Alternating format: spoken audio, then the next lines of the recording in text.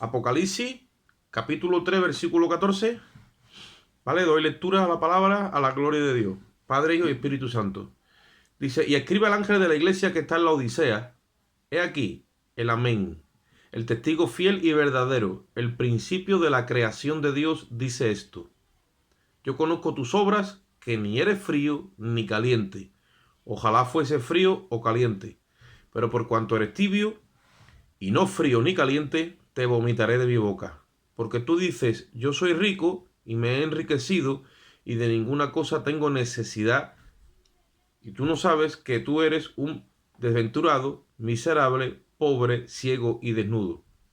Por tanto yo te aconsejo que de mí compres oro refinado en fuego, para que seas rico, vestiduras blancas para vestirte, y no se descubra tu desnudez, y unge tus ojos con colirio, para que veas. Yo reprendo y castigo a todos los que amo. Sé pues celoso y arrepiéntete. He aquí yo estoy a la puerta y llamo. Si alguno oye mi voz, entraré a él, cenaré con él y él conmigo. Y al que venciere, le daré que se siente conmigo en mi trono, así como yo he vencido y me he sentado con mi Padre en su trono. El que tiene oído, oiga lo que el Espíritu dice a las iglesias. Vamos a hacer una oración. Padre, te damos gracias en este momento, Señor, por tu infinito amor y tu misericordia. Limpia, Dios mío, en esta hora nuestra mente, nuestro corazón, Señor. De toda mala acción, Dios mío, tu sangre nos cubra y nos limpia ahora, Señor. Toda conciencia de mala obra, Dios mío, y tu espíritu nos unja de una forma especial. Necesitamos que nuestro entendimiento sea alumbrado, Señor. Intensifica, Dios mío, el caudal de luz en nuestro entendimiento para que podamos en esta hora ver con nitidez y apreciar, Dios mío, tu voluntad en cada uno de nosotros en esta hora y en este tiempo, Señor. Te damos gracias en el nombre de Jesús. Amén. La iglesia de la Odisea, ustedes sabéis que es la última iglesia que va a estar en la tierra. Si lo medimos o valoramos la secuencia de las cartas a las 7 iglesias del Asia, según se ha valorado por los teólogos y eruditos, los padres de la iglesia y después los que surgieron en la Reforma, desde Éfeso, Esmirna, Pérgamo, Tiatira, Sardis, Filadelfia y la Odisea, es como una secuencia en la línea del tiempo, y cada periodo de la historia de la iglesia ha pertenecido también a digamos, una identificación con las iglesias, ¿vale? No voy a hablar ahora de eso ahora. La primera, la iglesia naciente, fue la de Éfeso, la iglesia apostólica, que vivía en el primer amor, y así hasta ahí. Hasta los días de hoy, que hemos llegado a la última iglesia que va a estar en la tierra. La última iglesia que va a estar en la tierra es la Odisea. Por lo tanto, si todos los demás hermanos que han vivido en otros periodos de tiempo, en estos 2000 años que prácticamente es el culminar del tiempo, ese paréntesis que Dios ha abierto, el paréntesis de la iglesia, se le dice, de la gracia, para que los gentiles conociéramos la verdad del evangelio por medio de la fe, ya se ha cumplido todo el demás tiempo de las demás iglesias. Podríamos decir que todos los hermanos de la iglesia desde el principio están arriba. Solamente faltamos nosotros. Somos la iglesia del último tiempo. Yo en su día, cuando estudié al principio, me enseñaron aquellos líderes, pastores, de alguna forma, que la iglesia que simbolizaba al arrebatamiento, el rapto de la iglesia, era la de Filadelfia.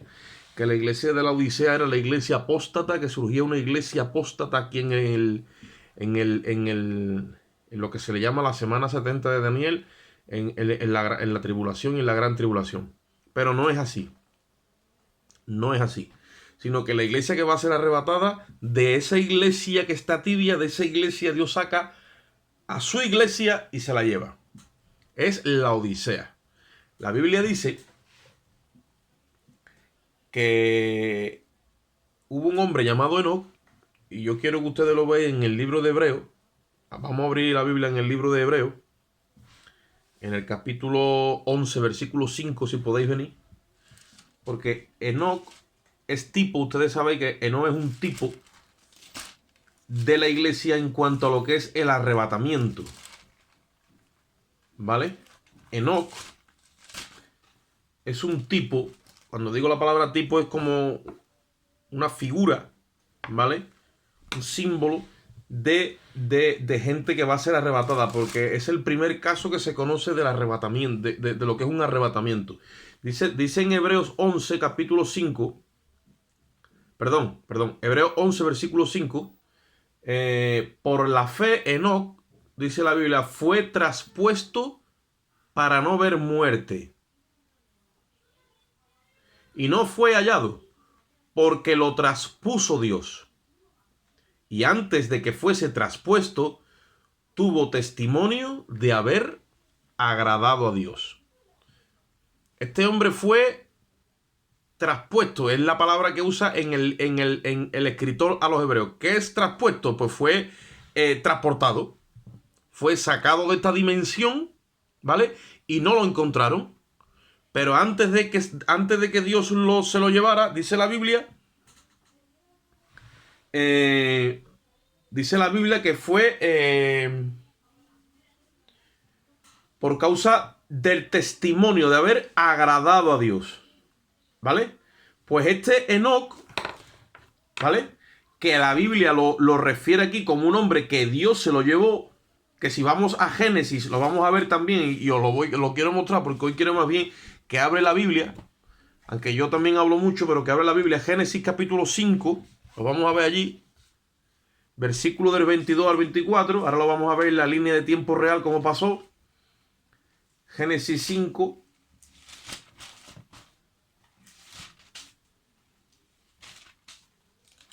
Este hombre tiene una simbología directa con la iglesia. Génesis capítulo 5, versículo 22, dice, y caminó Enoc con Dios, después que engendró a Matusalén 300 años, y engendró hijos e hijas, y fueron todos los días de Enoc 365. Dice, y caminó pues Enoc con Dios, dice, y desapareció porque le llevó Dios. Oye eso ahí. Y caminó Enoc con Dios, dice, y desapareció porque se lo llevó Dios. El escritor a los hebreos dice que fue traspuesto. Y dice, pero antes de que fuese traspuesto, ¿vale? Dio testimonio de haber agradado a Dios. En el Génesis dice que caminó con Dios. Tenéis siempre que asociar las escrituras, porque uno lo dice de una forma y otro otra, y lo que hace es que te enriquece lo que está hablando. ¿Qué es lo que está hablando? Tenía intimidad con Dios.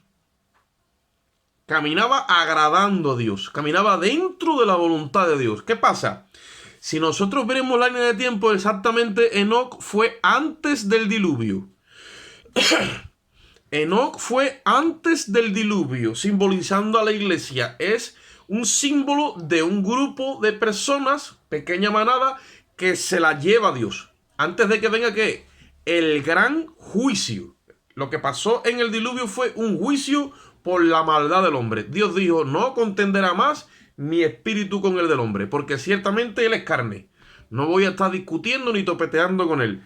120 años o 120 jubileos serán sus días, en cuanto a lo que es la línea de tiempo total, que serían 6.000 años, y hasta ahí. Entonces, ¿qué es lo que sucede? Que vemos como Dios saca a este hombre de la escena y después viene un pregonero de justicia simbolizando a Israel en medio del juicio, que Dios va a ver un plazo de misericordia, pero con la nación judía. ¿Por qué yo vengo con todo esto? Porque la iglesia séptima en el tiempo es la Odisea. Y es la iglesia que va a conocer el arrebatamiento, pero nos hemos encontrado con una iglesia que Dios le da una advertencia porque está tibia. ¿Y qué tiene que ver la iglesia séptima con Enoc? Pues Enoc fue arrebatado. Ahora, si vamos al libro de Judas, un momentito, la epístola de Judas, que es exactamente una epístola pequeñita que está antes del libro de Apocalipsis, ¿vale? Judas, allí habla de Enoc.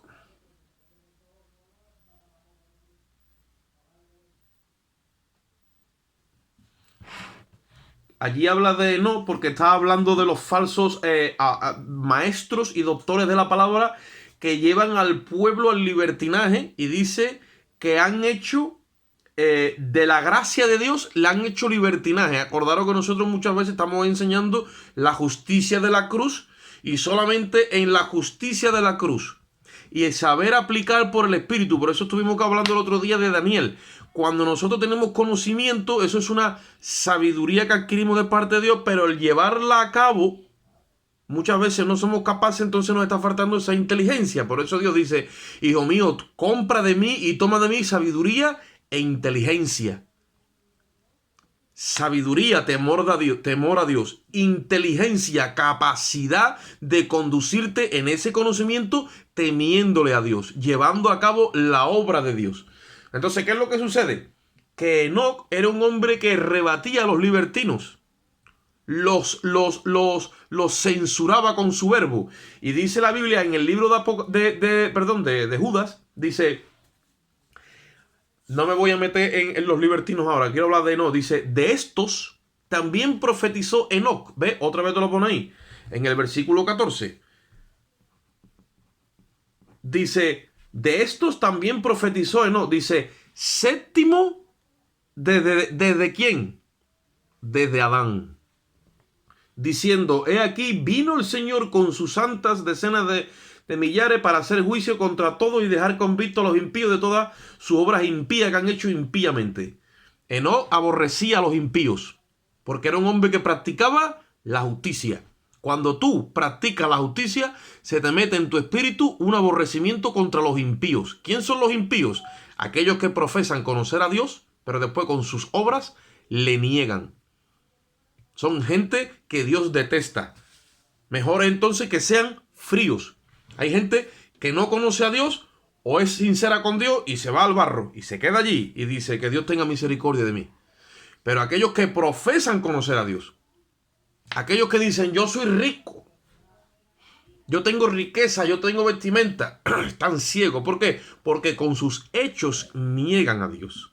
Profesan conocer a Dios, ¿vale? Pero con sus hechos lo niegan. Pablo le dice a Timoteo, a estos evítalos. Evítalos, son tibios. Te van a llevar, a estos que son tibios, te van a llevar a enemistad con Dios. Porque son gente que manchan la carne, la mancillan.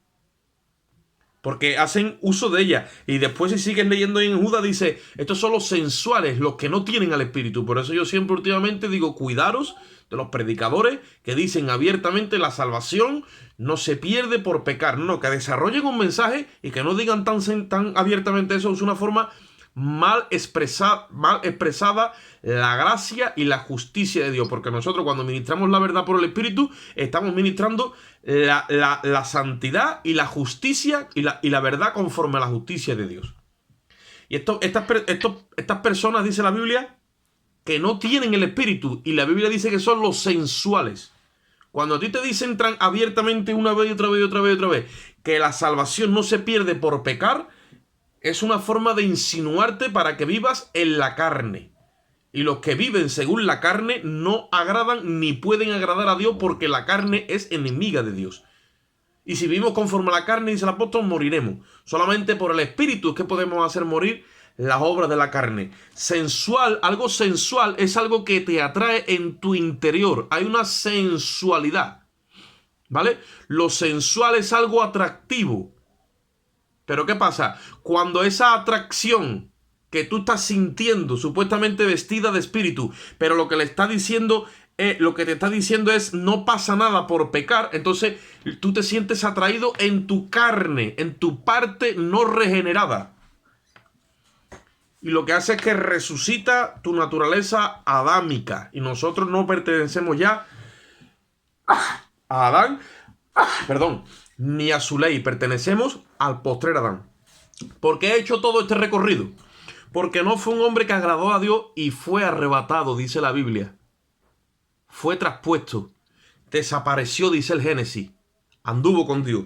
Y este hombre aquí, Judas, también nos habla del mismo, ¿no? Y además de que nos dice todas esas cosas, que era un profeta de Dios, un siervo recto, dice que era séptimo desde Adán. Si medimos en la línea de tiempo, vamos otra vez a Apocalipsis, lo que vengo hablando de la iglesia séptima, ¿qué nos vamos a encontrar? Que la iglesia séptima alinea con Enoc, que fue séptimo desde Adán. ¿Qué es la iglesia séptima? La iglesia de la Odisea. ¿Por qué? Porque es la iglesia que está en esta tierra, ¿vale? después del postrer Adán.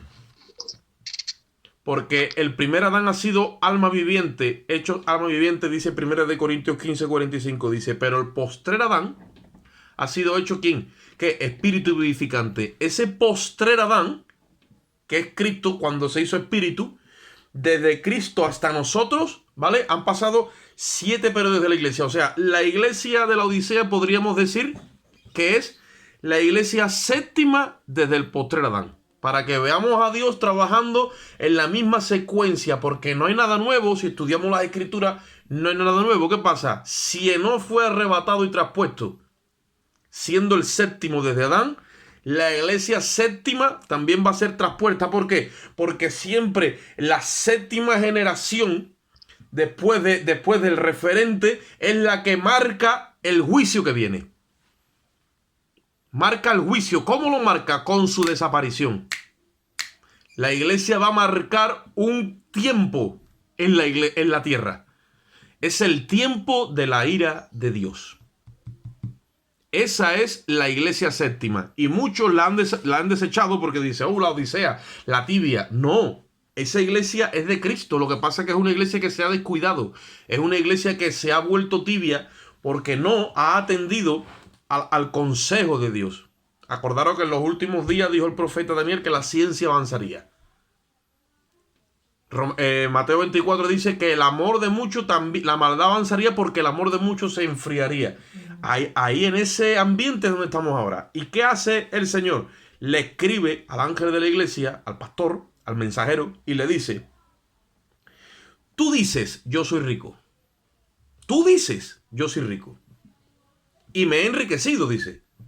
Y de ninguna cosa tengo necesidad. Y no sabes que tú eres desventurado, miserable, pobre, ciego y desnudo. ¿Qué es la tibieza? Amado hermano, precisamente eso. Es no ser consciente de la condición en la que estoy, ni de la identidad en la que vivo, ni de la posición en la que estoy.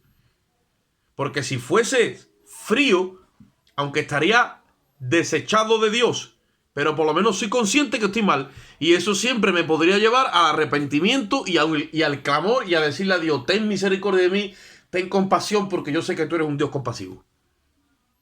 Y él dice ahí, cuando empieza a hablarle del tratamiento, ojalá fuese caliente, que es lo propio, dice, ojalá sea frío, pero no tibio. ¿Por qué? Porque la tibieza es lo que más Dios aborrece. La tibieza, que es pensar que uno es rico, pensar que uno está vestido, pensar que uno ve, y es todo lo contrario. Y cuando ese pensamiento está en la mente es pensar con Dios de por medio. Ese es el auténtico impío. Ese es el auténtico malo que se le ha dado algo y lo ha desperdiciado sin ningún criterio y sin ninguna valoración. Falta de conocimiento, no ha desarrollado la secuencia de Dios. Entonces, ¿qué es lo que sucede? Dios le da un tratamiento, hermano. A la iglesia de la Odisea, Dios le pone un tratamiento. Todos los médicos los médicos, cuando existía la medicina un poco mejor, le dan un tratamiento a las personas. Hoy día lo quieren solucionar todo con la farmacia, la farmacología. Pero la medicina natural existe y la medicina es real. Un tratamiento lleva a la persona a entrar en sanidad. ¿Y qué es lo que dice en el versículo 18? Yo te aconsejo que de mí compres, ¿qué dice? Oro refinado. Para que sea rico. Entonces, la iglesia de la Odisea, la iglesia séptima, que de ese grupo salen los arrebatados.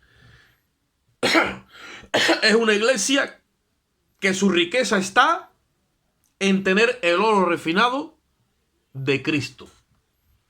Porque Él dice que de mí compres oro refinado. ¿Y qué más le dice? Le dice, y vestiduras blancas para vestirte. Y dice, que no se descubra tu desnudez. Dice, y unge tus ojos con colirio para que veas. Ahora, hay una palabra que me llama la atención. Dios le dice a este líder que de mí compres. Si nosotros hablamos de la salvación, ¿qué diríamos? ¿La tenemos que comprar o es gratis? Diríamos, es gratis, hermano, claro, pero alguien la ha comprado. ¿Quién la ha comprado? La ha comprado Cristo. Y Cristo a nosotros nos lo ha ofrecido gratuitamente en su gracia por medio de la fe. Pues esa consagración que tenemos que tener ahora, porque ya hemos sido justificados, ese proceder en justicia, ¿vale? Es la obra del Espíritu Santo. Y eso significa que ahora hay una compra. Yo recibo algo gratuito, pero mi consagración, el darle parte a mí en mi vida al Espíritu Santo, eso hay un precio que pagar. Por eso él dice, yo te aconsejo que de mí, ¿qué? Compres. Vamos un momentito a Mateo 25. Muchas veces se escucha el término, hermano, hay que pagar un precio, ¿vale? Y el hermano que defiende la salvación a capa y espada, y el salvo siempre salvo, y estos grupos dicen, no, hermano, la salvación es gratis. Claro, yo soy el primero que defiendo eso. Pero cuando estamos hablando de que hay que pagar un precio, no nos estamos refiriendo a la justificación, nos estamos refiriendo a la consagración. La consagración requiere diligencia, la consagración requiere compromiso, la consagración requiere entrega.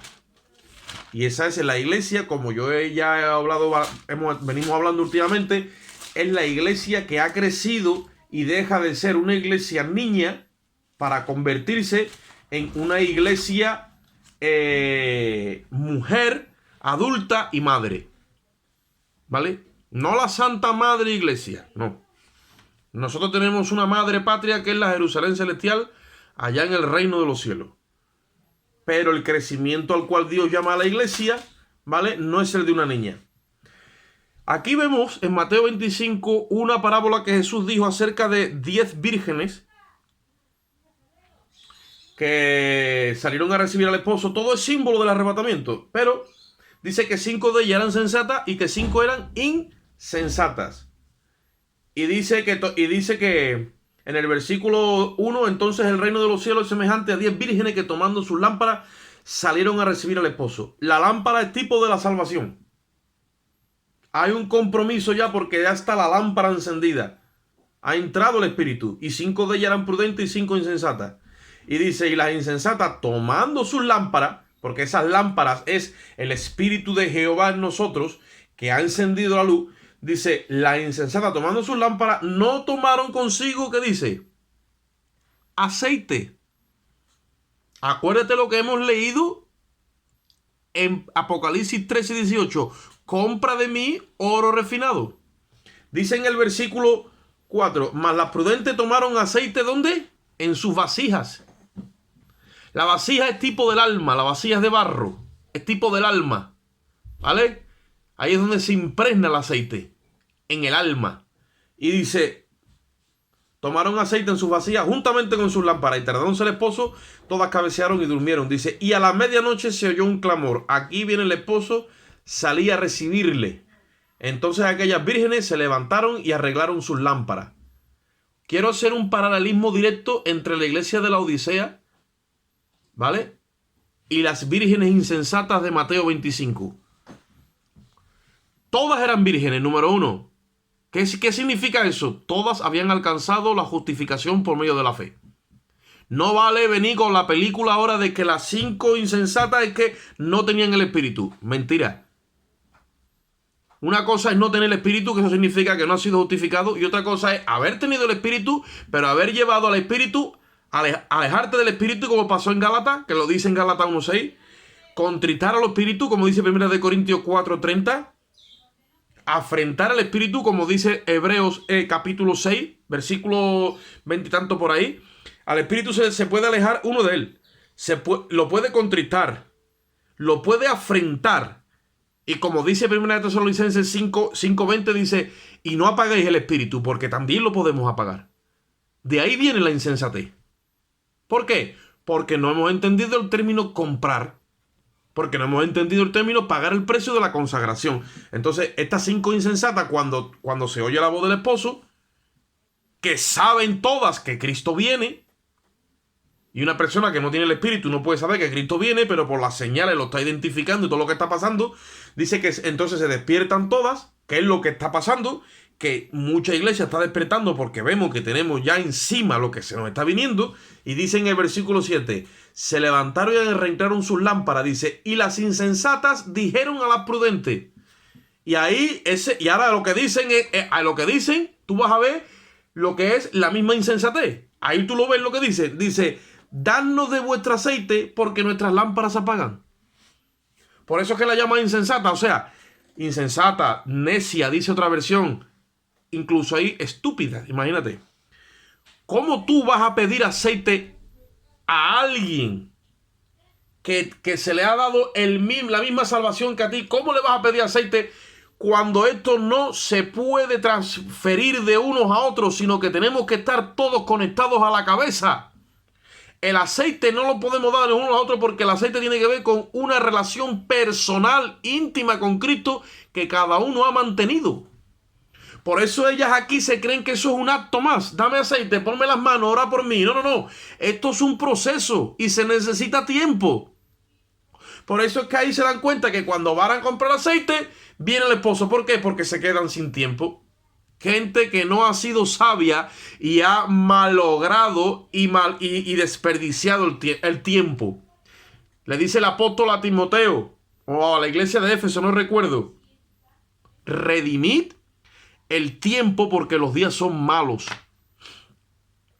Y hoy vivimos en una sociedad que está basada, la sociedad de hoy está basada, y la iglesia está en ese movimiento, está basada en el ocio, en la distracción y en el entretenimiento. No hay cosa más rica para la carne en los días de hoy que ocio, distracción y entretenimiento. Es una asignatura obligatoria. La Biblia dice que cuando Israel salió del pueblo de Egipto, estaban en el desierto. Y dice el escritor de Corintios, que es Pablo, dice, y no seáis idólatras como muchos de ellos fueron idólatras. Dice que se sentó el pueblo a comer y se levantó a jugar. El juego, para muchos, se ha convertido en idolatría. Y eso significa distracción, entretenimiento y pérdida de tiempo. Pasatiempo se le dice. Pues todo eso va a traer un conflicto. ¿Por qué? Porque no hemos entendido lo que significa comprar. ¿Y qué le dicen? Ellas hablan imprudentemente, insensatamente, porque es lo que son. Y ahora las prudentes, dice en el versículo 9, le responden prudentemente y le dicen, para que no nos falte a nosotras y a vosotras, y más bien a los que venden. Oye eso. Dice, y comprad. Ahí tienes el término otra vez. Comprad para vosotras mismas. Esto no es algo que se puede transferir, hermano. La relación con el Espíritu Santo no se puede acelerar en nadie, porque es un crecimiento que Dios va dando a cada creyente. Pero ¿cómo? Porque muchos dicen, oye, siempre intento, cuando me viene algo a la mente, pago y hago un paréntesis. Si me escucha alguien decir esto, dice, hermano, el crecimiento lo da Dios. Por mucho que tú quieras crecer, no vas a crecer. No, mire usted, mentira del diablo. Si tú dispones tu corazón y ofreces tu vida en sacrificio vivo, el crecimiento te lo da Dios. Ahí sí, pero la voluntad de Dios es que crezcamos, dice la Biblia, en el conocimiento y en la gracia de Dios. Dios no te va a dejar hecho un enano y tú quieres crecer. Eso es mentira. Ahora, otra cosa es, ¿por qué yo no crezco? Porque tú no te estás entregando a una relación íntima. No sabes cómo se maneja esto, o estás abandonado, o te crees que esto es una religión, vale, lo que tú quieras. Pero el crecimiento lo da Dios a aquellos que están ahí comiendo todos los días. Entonces, y más bien, dice, a los que venden y comprad para vosotras mismas. ¿Qué es lo que tienen que comprar? Lo hemos leído en Apocalipsis. ¿Qué tienen que comprar? Tienen que comprar oro refinado en fuego para que sean ricos. ¿Por qué? Porque son pobres. La iglesia tibia es una iglesia pobre. La iglesia tibia es una iglesia ciega. Es una iglesia desnuda. Mira, pobre, ciega y desnuda. Si sigues leyendo ahí donde estamos, en Mateo 25, dice que mientras iban, vino el esposo. ¿Qué pasa? Ahora quieren ejercer una intimidad con Dios, un proceso de consagración. Ahora es que van a meterse a buscar de Dios de corazón en su espíritu. ¿Y ahora qué pasa? Ahora se les acaba el tiempo. Y dice, versículo 10, vino el esposo y las que estaban preparadas entraron con él a las bodas y se cerró la puerta. Después vinieron también las otras vírgenes diciendo, Señor, ábrenos. Mas él respondió, os digo que Mas él respondiendo dijo, de cierto os digo que no os conozco. ¿Cómo? Perdona, Señor, ¿tú no me conoces? Bueno, yo contraje matrimonio porque tú me aceptaste como Señor y Salvador. Estamos hablando de una relación conyugal, ¿vale? Pero no os conozco, o sea, no hemos intimado. Ahí, la palabra conozco del versículo 12, en el griego original, lo que aparece es ginosco. Es con G, ginosco, griego, ginosco. Ese ginosco se usa para tener cópula íntima sexual, para que me entendáis. Y es el mismo término que usa Mateo 1.25 cuando dice que José, cuando vio que María estaba encinta, la respetó por causa del ángel, ¿os acordáis? Y dice, y no la conoció hasta que tuvo a su primogénito. La misma palabra es la que aparece ahí, ginosco. Ahora dice Jesús a las 5 imprudentes, Señor, ábrenos, dice, de cierto os digo que no, ¿qué? Conozco. No ha habido intimidad. No ha habido intimidad. Cuando no hay cópula, cuando no hay, ¿qué es lo que sucede? Pues lo que sucede es que no hay fruto. Porque o sea, no hay preñamiento. La obediencia a la voluntad de Dios o la disponibilidad en obediencia a la fe hace que te penetre esa voluntad en tu espíritu y tú quedas preñado de la voluntad de Dios y luego viene el fruto agradable y apacible de justicia. Porque estamos puestos ¿para qué? Para ser ministros de justicia. ¿Ministros de qué? De un nuevo pacto. Por eso es que eso tiene que ver con ese aceite. ¿Qué es el aceite del que habla Cristo, ese oro refinado? Es la justicia de Dios que se nos ha regalado por medio de su sacrificio, pero ahora emanando de nosotros a través de nuestras acciones justas, porque eso ya lubrica, o sea, eso ya se conjuga en nosotros y automáticamente verbalizamos la palabra, verbalizamos la voluntad de Dios en estas tablas de carne. Y ahí es donde nuestro yo está crucificado. Por eso es que dice, comprad para vosotros. Porque cuando yo crucifico mi yo, porque los que son de Cristo, dice Gálatas 5:25, han crucificado la carne con sus pasiones y sus deseos. Cuando mi yo se queda crucificado, lo que destila mi espíritu es la voluntad de Dios. Y es obrando en justicia. Que esa es la obra de Cristo en el Espíritu, conocido como la obra del Espíritu Santo. Y muchos quieren separar la obra de Cristo con la del Espíritu Santo. Es la misma obra, hermano. Lo único que pasa es que tú llegas al reino a través de la cruz. Pero no te puedes quedar en la puerta. Tienes que seguir creciendo. ¿Hacia dónde? Dice, dice el apóstol Pablo, no que lo haya alcanzado ya. Pero una cosa hago, dice, prosigo a la meta hasta alcanzar el supremo llamamiento de Dios en Cristo Jesús. Tengo que alcanzar aquello para lo cual yo a su vez también fui alcanzado. Ahora yo me quedo, como dicen por ahí, me duermo los laureles, lo que sea. No vamos a debatir nada. Vamos a simplemente decirlo. Porque Dios es el que conoce los corazones y más justo que Dios no va a haber nadie. Él sabe lo que va a hacer con su iglesia y con cada uno de nosotros. Pero en ese crecimiento en justicia es donde está eso. Entonces hay un tratamiento que Dios nos quiere poner. ¿Para que qué? Para que despertemos. Le dice el apóstol Pablo, quien escribiera la carta a los hebreos, le dice, debiendo ser maestros. Dice, todavía sois niños. ¿Por qué? Dice, porque os había hecho tardos para oír. Mas, sin embargo, cuando Timoteo recibe la epístola de Pablo, dice, en los últimos tiempos vendrían maestros que apartarían el oído de la verdad y se volverían a las fábulas y predicarían la palabra conforme a sus pasiones.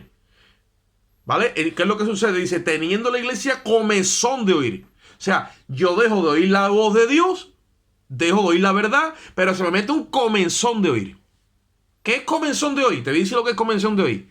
A ti te gusta mucho escuchar, pero en tu espíritu no estás decidido a hacer la voluntad de Dios. Por eso dice Santiago que la fe sin obra está muerta. ¿Por qué? Porque a la fe hay que añadirle virtud, que significa acción, movimiento.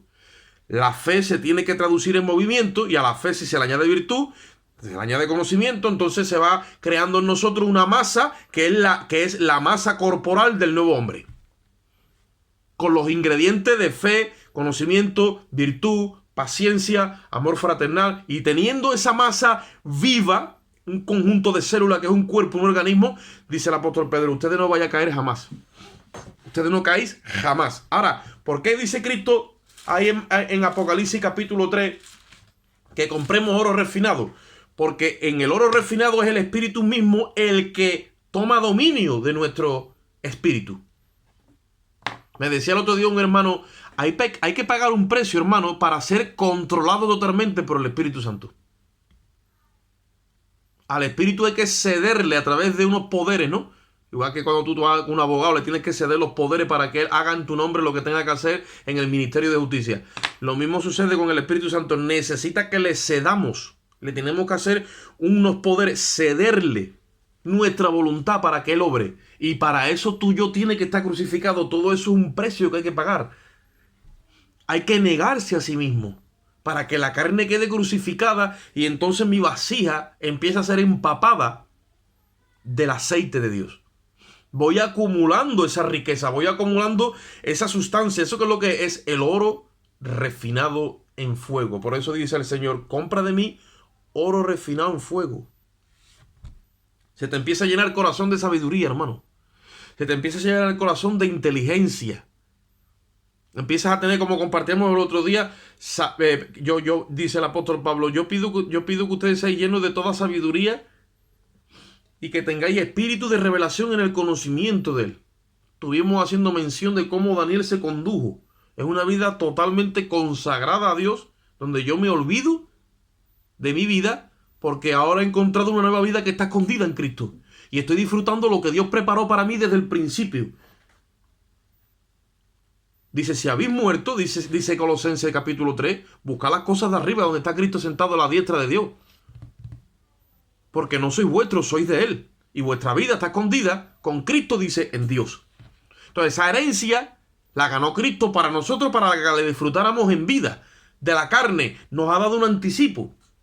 Y por causa de que yo no maduro en esa realidad, porque eso es una realidad del nuevo pacto, que es lo que tendría que alimentar mi vida, las realidades y las verdades del nuevo pacto, me quedo hecho un niño. Y al ser un niño, ¿qué pasa? Yo no voy a decir qué es lo que pasa porque yo no soy Dios. Simplemente estoy desarrollando esta enseñanza.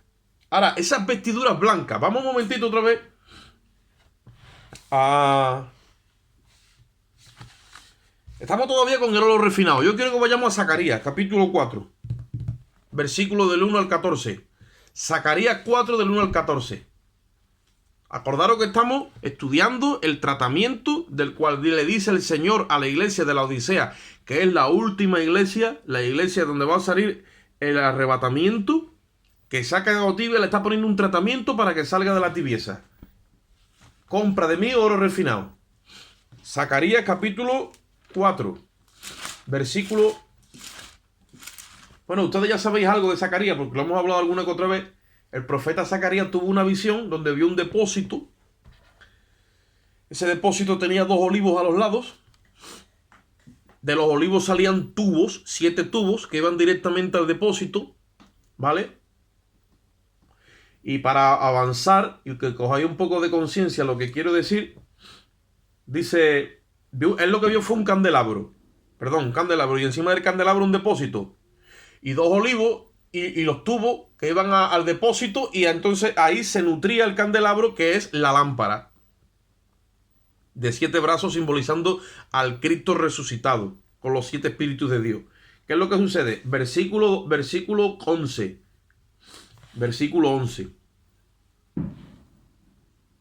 Dice, hablé más y dije, Zacarías 4:11, ¿qué significan estos 2 olivos a la derecha del candelabro y a su izquierda? Y hablé aún de nuevo y le dije, ¿qué significa las 2 ramas de olivo por medio de 2 tubos de oro que vierten entre sí, ¿qué dice ahí? Aceite como oro. ¿Qué significa? Dice, las ramas de olivo que por medio de tubos de oro vierten de sí aceite como oro. ¿Qué significa? Le preguntó. No le respondió el ángel a eso. Simplemente le respondió lo de los 2 olivos que son los 2 ungidos. Ahora, ¿qué vio? ¿Qué vio el profeta Zacarías? Lo que vio fue la riqueza que sale del sacrificio. Cuando nuestra fe está puesta en Cristo y en su justicia, el Espíritu tiene poderes que tú le has entregado. El Espíritu tiene barra libre, o sea, tiene legalidad para nutrirte de todo lo que le pertenece a Cristo. De todo, no tiene límite, te mete directamente a la plenitud de Dios. Y en ese crédito del sacrificio está todo lo que el Espíritu Santo necesita para edificar nuestras vidas hasta que lleguemos, dice, a la estatura de un varón perfecto. A la medida de Cristo. Que es lo que Dios quiere que crezcamos. En ese nuevo hombre donde Cristo es la cabeza y la iglesia es su cuerpo. La plenitud de aquel que todo lo llena en todo. Entonces, ¿por qué dice compra de mí lo refinado? Porque significa la presencia de Dios, pero hecha espíritu. O sea, yo tengo acceso al conocimiento de la mente de Cristo. Y cuando pongo toda mi fe en la justicia que Cristo me ha dado por medio de la fe, a través de su sacrificio, esa misma fe computa ahora como la base de mi vida para que el Espíritu Santo edifique.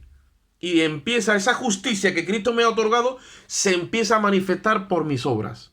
Por eso que es una secuencia, el oro refinado, ahora empieza a salir de mí. ¿Y qué viene? Las vestiduras blancas. Cuando una persona tiene oro refinado, o sea, tiene justicia de Dios perfecta, tiene presencia del Espíritu, eso es tan fuerte que eso se transforma en vestiduras blancas. Vamos un momentito a Mateo capítulo 17. Lo vamos a ver ahora en otra escena, pero es lo mismo que vio el profeta Zacarías. Mateo 17.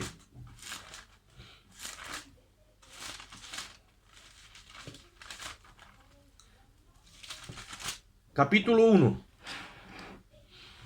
Dices, Mateo 17:1 dice, 6 días después Jesús tomó a Pedro, a Jacobo y a Juan su hermano y los llevó aparte a un monte alto y se transfiguró delante de ellos. Y resplandeció su rostro como el sol. Oye eso. Porque él es el sol de justicia, dijo Malaquías. Ahí lo lleva. Dice, y sus vestidos se hicieron blancos como la luz. Ese es el oro refinado ya saliendo hacia afuera. Y dice, y he aquí aparecieron Moisés y Elías hablando con él. Dice, entonces Pedro dijo, Señor, bueno es que estemos nosotros aquí para que hagamos 3 enramadas. Una para ti y otra para Moisés y otra para Elías. Y mientras él hablaba, una nube los cubrió y una nube los cubrió y una voz desde la nube que decía, este es mi hijo amado en quien tengo complacencia, a él oíd. Oye eso, Jesús se transfiguró delante de ellos. ¿Por qué? Porque le estaba dando a entender por el Espíritu en una revelación anticipada lo que iba a simbolizar la resurrección de Cristo en medio de la iglesia. Esas son vestiduras blancas resplandecientes. Los 2 ungidos, ¿vale? Uno es Moisés y otro es Elías, simbolizando los 2 olivos al lado del candelabro y del depósito. Representando la justicia que demandaba la ley, en el caso de Moisés, y la justicia que demandaron los profetas. ¿Y qué es lo que pasa? Que Cristo la sació con su sacrificio. Por eso dice la Biblia que la ley y los profetas eran hasta Juan. La justicia que demandaron la ley y la justicia que demandaron los profetas es hasta Juan. ¿Por qué? Porque cuando vino Cristo quedó saciada esa justicia. Y fue vertida en el sacrificio de Cristo y Cristo la sació. O sea, la demanda, porque la justicia demandaba muerte. Y la ley también demandaba muerte. Por la santidad de Dios. Y Dios se tuvo que someter a todo eso en base a Cristo. Entonces hemos recibido una justicia por ley. Porque Cristo ha muerto por nuestros pecados.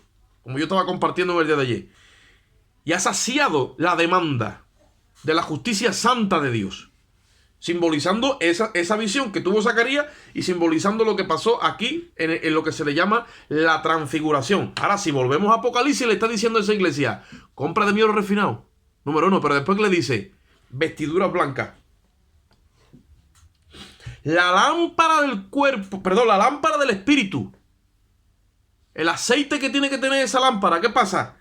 Es el oro refinado. El aceite, la lámpara del alma son los vestidos blancos.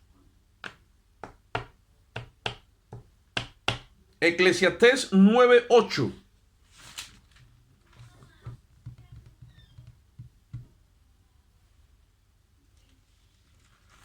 Eclesiastés 9:8. Esto lo dijo Salomón.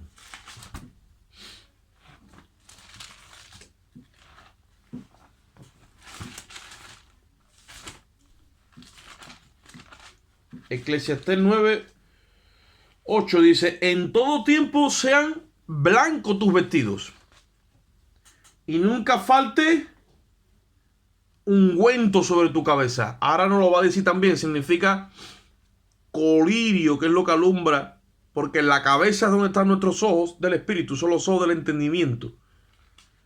Dice Efesios 1:18. Entonces, en todo tiempo sean blancos tus vestidos y nunca falte, ¿qué dice? Ungüento sobre tu cabeza.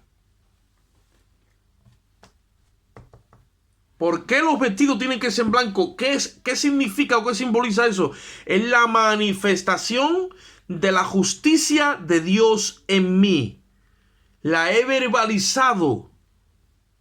He comprado aceite y cuando ya lo compro, el Espíritu entonces tiene un radio de acción legal en ti para verbalizar la justicia que tú has recibido de una forma gratis. Ahora tú la expresas a través de tu vida. Mira lo que dice Romanos capítulo 6, versículo 19.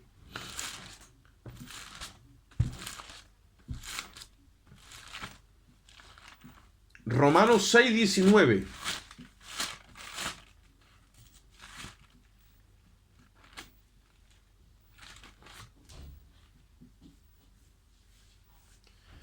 El apóstol Pablo está haciendo la analogía entre lo que es ser esclavo de las pasiones pecaminosas de la antigua naturaleza y siervo de la nueva naturaleza, que es la del Espíritu Santo en nosotros. Hemos sido regenerados, que es lo que estamos hablando. Entonces, miren lo que dice en el versículo 19. Dice, hablo como humano por vuestra humana debilidad, que así como para iniquidad presentasteis vuestros miembros para servir a la justicia y a la iniquidad, oye eso, así ahora para santificación presentar vuestros miembros para servir ¿a quién? A la justicia. ¿Para servir a quién? Dice, a la justicia. Yo he recibido justicia gratuita y ahora ¿cómo yo la llevo a cabo? Cuando verbalizo esa justicia a través de esa riqueza, Dios me da sabiduría, yo ya he muerto. ¿Y qué es lo que pasa? Empieza a salir a través de mí, como pasó con Cristo, esa justicia. ¿Qué es lo que sucede? Está la justicia, la santificación, la regeneración que Dios nos otorga de una forma gratuita en el acto de la cruz, que es un momento. Y después está lo que ha sucedido en mí en un momento. Yo ahora lo traduzco en la línea de mi vida, en el proceso. Es el proceso. Acordaros, las vírgenes que se van han estado siendo procesadas por el Espíritu Santo hasta que sale ese aceite de nosotros. Hasta que sale esa luz de nosotros. Acordaros que en el templo el aceite para el alumbrado de las lámparas tenía que ser de olivas machacadas. Cristo fue machacado por nosotros. Bendito sea el Señor. Pero cuando nosotros ofrecemos nuestra carne, nuestro cuerpo en sacrificio vivo, también es machacada nuestra voluntad. Y entonces, ¿qué pasa? Sale de nosotros la voluntad de Dios. Vamos un momentito a Apocalipsis capítulo 19 y versículo 8. Y aquí es la expresión más clara de lo que estoy hablando acerca de lo que son las vestiduras blancas. Porque ese es el digamos, el uniforme, entre comillas, ¿no? La vestimenta que se le otorga a la iglesia después de haber pasado por el tribunal de Cristo y haberse celebrado las bodas del Cordero. Y dice en Apocalipsis 19:8, dice, hablando de la iglesia, ¿no? Dice, bueno, en el 7 dice, gocémonos y alegrémonos, démosle gloria, porque han llegado las bodas del Cordero y su esposa se ha preparado, y a ella se le ha concedido que se vista de lino fino, limpio y resplandeciente, porque el lino fino, ¿qué dice que? Las acciones justas de los santos. Oye eso, número 1, lino fino, y número 2 dice que es limpio y resplandeciente, simbolizando la justicia de Cristo en nosotros, que es lo mismo que vieron Pedro y Juan en la transfiguración. Dice que sus vestidos resplandecían. ¿Por qué? Dice, como la luz. Cuando tú estás lleno de luz, tú lo expresas como a través de tus acciones justas.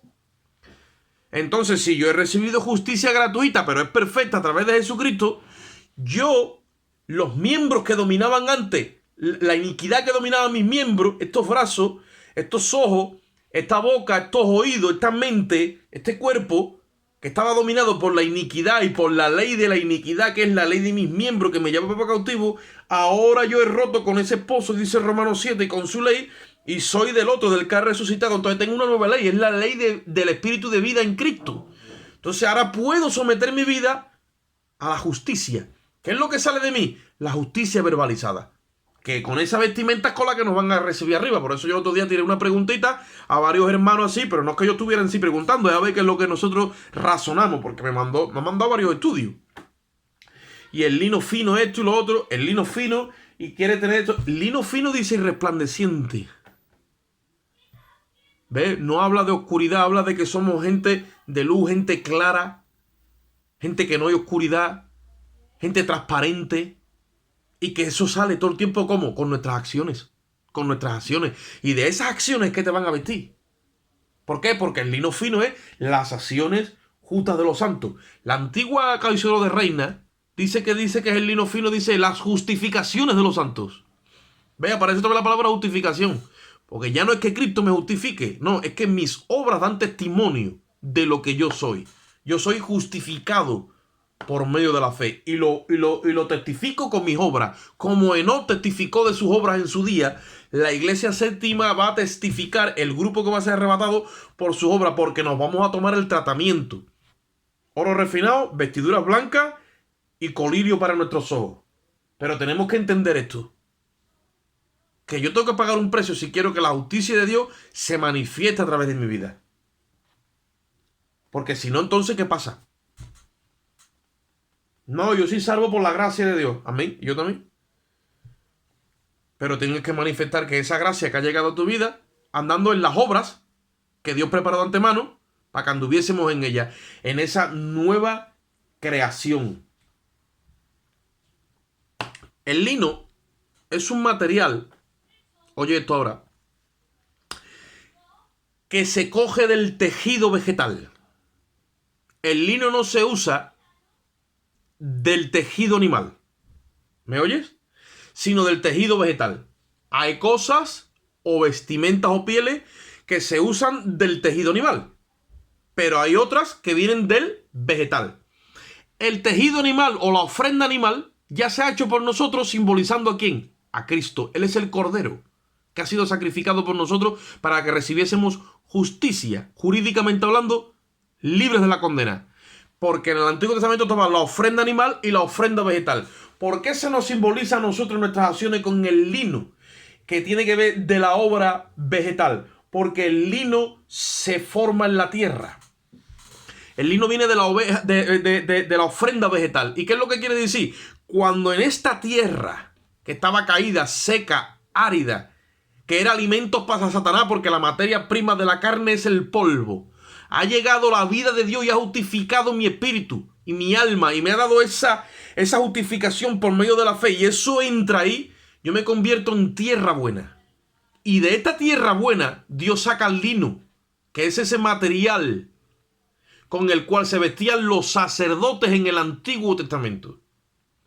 La Biblia dice que David, siendo rey de Israel, cuando fue trasladada el arca de Dios de la casa donde estaba Obed-Edom y la fueron a llevar al templo, que David empezó a danzar delante de todos los sacerdotes, David no iba con ropas reales, diciendo yo soy un rey aquí y yo estoy aquí delante del arca de Jehová. No, David se vistió de lino, como los demás sacerdotes, y se metió en medio del pueblo y se confundió con un sacerdote más. Lo que pasa es que él iba danzando, iba saltando, iba cantando, porque toda la gloria y toda la honra se la dejó al arca que simbolizaba el trono. Y él dijo, yo estoy aquí para ser un siervo de la justicia de Dios. Por eso se vistió de lino. Y por eso se enojó el diablo, porque estaba allá arriba su mujer mirándolo. Y a ella le dio coraje que David fuera un vulgar más. ¿Vale? Pero cuando nosotros nos vestimos de lino, hermano, nos deponemos nuestro orgullo y somos humildes y nos revestimos de la humildad de Cristo. Por eso es que podemos reflejar las obras santas y justas de Cristo. El justo está aquí para hacer justicia. Lo mismo que el injusto y el impío hace injusticia. Entonces, nosotros, ¿por qué testificamos que somos hijos de Dios? Porque lo decimos con la boca y también con nuestros actos. El justo está para hacer justicia. Y además, la Biblia no hace separación entre salvo y no salvo. No, la separación que hace la Biblia es entre justos e injustos. Y Dios siempre llamó al suyo por el mismo nombre, en el Antiguo y en el Nuevo Testamento. El justo por su fe vivirá. El salvo no dice el justo. Salvo es una condición, pero justo es un título y una identidad y una posición que recibe el pecador arrepentido por medio de la justicia de Cristo, pero lo testifica por la obra del Espíritu Santo. Cristo ha dejado todo hecho, pero el Espíritu Santo ahora coge de todo eso que ha dejado Cristo para edificar nuestras vidas. Jesucristo dijo, yo edificaré mi iglesia. ¿Cómo lo vas a hacer? Por el Espíritu. Yo edificaré a todos y cada uno de ustedes. Entonces, el tratamiento no lo tenemos que tomar. Oro refinado, vestiduras blancas, y dice, y unta colirio para tus ojos. ¿Para qué? Para que vea. Vamos rapidito a Mateo capítulo 6, porque el tiempo ya avanza. Mateo 6, 22 y 23.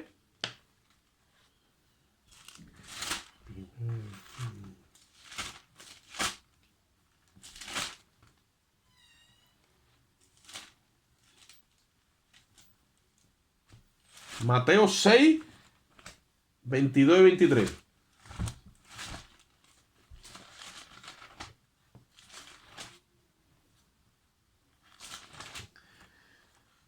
Dice, la lámpara del cuerpo es el ojo. Así que si tu ojo es bueno, todo tu cuerpo estará lleno de luz. Volvemos a lo mismo. Ahora te está diciendo que la lámpara del cuerpo es el ojo. Y otra vez, refiriéndote, el ojo, como dice Apocalipsis, unta colirio en tus ojos. Y te está diciendo que el ojo es la lámpara del cuerpo y si es bueno, está todo el cuerpo lleno de luz. Y dice, pero si tu ojo es maligno, oye eso, todo tu cuerpo está ¿qué? En tiniebla. Así que si la luz cae en ti y en tiniebla, ¿cuántas no serán las tinieblas mismas? Ese fue Cristo hablando con el pueblo judío de lo que era la constitución del reino. Cuando el ojo es maligno, es que se ha metido la maldad en nosotros. Y la maldad trae ceguera. Y la ceguera se cura otra vez con el colirio. Por eso él dice, unta colirio en tus ojos. Se te mete el ojo que es maligno.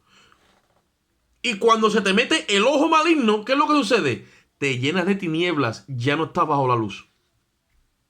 La Biblia dice, si andamos en luz como Él está en luz, tenemos comunión los unos con los otros y la sangre de Cristo nos limpia todo pecado. Primera de Juan 1:9. Si confesamos nuestros pecados, Él es fiel y justo para perdonarnos, dice, y limpiarnos ¿de qué? De toda maldad. Este ojo es símbolo del corazón, evidentemente. Cuando se llena de esa maldad, las tinieblas se nos meten. Y no podemos permitir eso. ¿Por qué? Porque cuando las tinieblas se te meten, entonces tendrías ahora que estudiar Primera de Juan. ¿Vale? No. Vas a tener entonces esa división y ese corazón dividido porque no vas a poder amar. No puedes amar al hermano ni al prójimo, porque se te mete el ojo maligno, se te mete la tiniebla en los ojos, dice, y entonces no ves, estás ciego. Te pasa como le pasó a Caín con Abel, que cogió y le dijo, vamos a dar una vuelta tú y yo, y se levantó y lo mató. Se te mete esa maldad. Entonces no podemos andar así, porque la iglesia de la Odisea no, aunque esté tibia, no va a ser arrebatada con maldad en el corazón. Los cristianos que tienen maldad los unos con los otros, que tienen pensamientos malos unos hermanos contra otros, pastores, ministros, esto contra el prójimo, esa maldad tiene que salir de nuestro corazón y la tenemos que extirpar, filtrando otra vez toda la fe por la cruz hasta que salga esa pureza y tengamos la capacidad de decir, Señor, bendigo a los que me persiguen, bendigo a mis enemigos, Señor, perdónalo porque no saben lo que hacen. La Biblia dice que la sangre de Abel cayó en esta tierra y reclamó justicia. Pero la de Cristo no pidió justicia para sus verdugos, pidió perdón. Porque había una luz impresionante. Entonces, de esa luz es que nosotros tenemos que aprender a vivir. Ese tratamiento de la iglesia de la Odisea, que el Señor se lo pone a esa iglesia, es con la esperanza de que esa iglesia se lo tome, porque cuando se lo tome va a resucitar, se va a sanar, y entonces le dice, yo reprendo y castigo a todos los que amo, dice, por lo tanto, sé celoso y arrepiéntete. Y dice, hay aquí que yo estoy a la puerta. O sea, el Señor ya ha tenido que abandonar las instituciones, porque las iglesias se han convertido en instituciones. ¿Y desde dónde la está llamando? Desde la puerta. Como dice Hebreo, salgamos pues a él, dice, a la puerta, y llevemos el vituperio, dice. Entonces el Señor la está llamando. Si alguno oye la voz, mira, si alguno oye la voz de Dios en esta hora, es porque se ha tomado el tratamiento. Si no, no oye la voz de Dios. ¿Y sabe lo que va a pasar? Todo aquel que se toma el tratamiento se va a sanar y ya no va a entrar Cristo en la iglesia.